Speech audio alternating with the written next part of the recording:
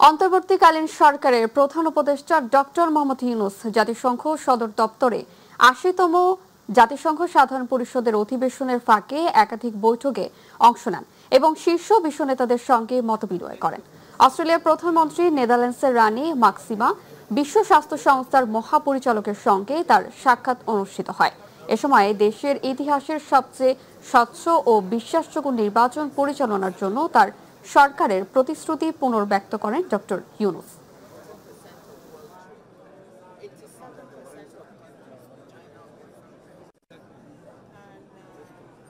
বাংলাদেশের সবচেয়ে বড় তাৎপর্য হলো পুরো ওয়ার্ল্ড বিশ্ববাসীকে জানানো যে বাংলাদেশের একটা খুবই ইম্পর্টেন্ট, বাংলাদেশের জন্য একটা ফাউন্ডেশনাল ইলেকশন আমরা ফেব্রুয়ারিতে করতে যাচ্ছি।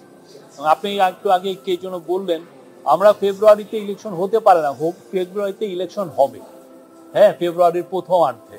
তো সেই বিষয়টাও জানানো এবং সেই যে আপনি 15 বছরের যে মিসরুল, যেই ধরনের অপকর্ম করা হচ্ছে, সেগুলোর থেকে বাংলাদেশের যে ডেমোক্রেটিক ট্রানজিশনের জন্য কি কি কাজ এই গভর্নমেন্ট করছে, সেই কাজগুলোও সবাইকে জানানো যে কি ধরনের রিফর্ম এই গভর্নমেন্ট এনেছে, কি ধরনের ইকোনমিক রিকভারি হয়েছে। আপনি জানেন একটা ভগ্ন মানে একদম আর্থকোয়েক শ্যাটার্ড একটা ইকোনমি এই গভর্নমেন্ট ইনহেরিট করেছিল। সেই জায়গায় আমরা এই গভর্নমেন্ট কি কি কাজ করেছে ইকোনমিকে আবার সেই আগের জায়গায় নিয়ে আসার জন্য, সেই জিনিসগুলো মেসেজগুলো দেওয়া। আর মূল মেসেজ হচ্ছে যে আমরা ফেব্রুয়ারিতে 15ই ফেব্রুয়ারির মধ্যে ফেব্রুয়ারির প্রথমার্ধে ইলেকশন করতে যাচ্ছি এবং এটা একটা ফ্রি, ফেয়ার, পিসফুল, ক্রেডিবল এবং খুবই উৎসব মুখর একটা ইলেকশন হবে এবং সেটার বিষয়ে পুরো বিশ্ববাসীকে জানানো। এবং অলরেডি আপনার এই গত